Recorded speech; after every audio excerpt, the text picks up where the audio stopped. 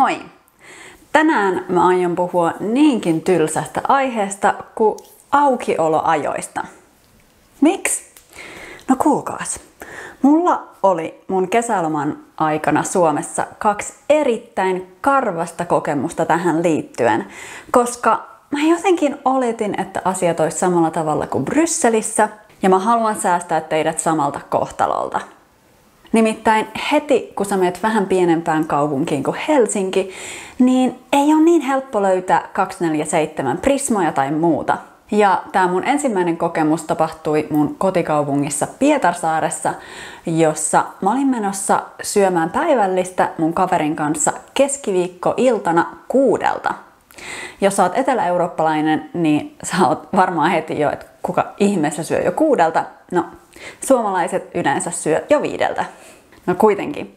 Tämä tapahtui Jaakonpäivien aikaan, joka on vuotuinen viikon mittainen tapahtuma Pietarsaaressa, jolloin on paljon konsertteja, esityksiä ja muuta, ja yleensä turisteja jopa ulkomailta.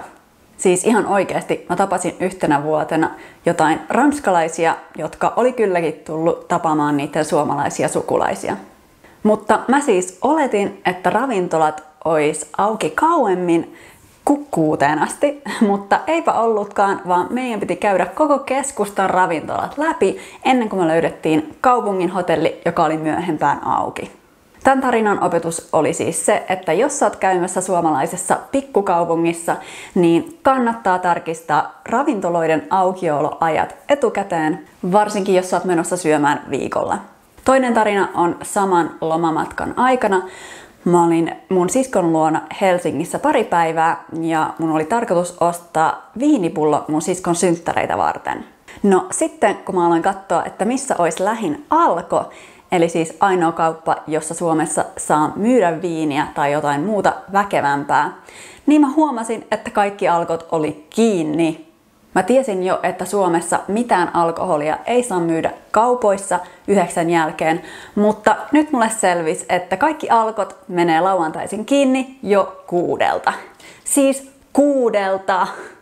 Mä en tiedä, mistä tää johtuu. Ehkäpä suomalaiset hankkii viininsä ja viinansa jo aamulla.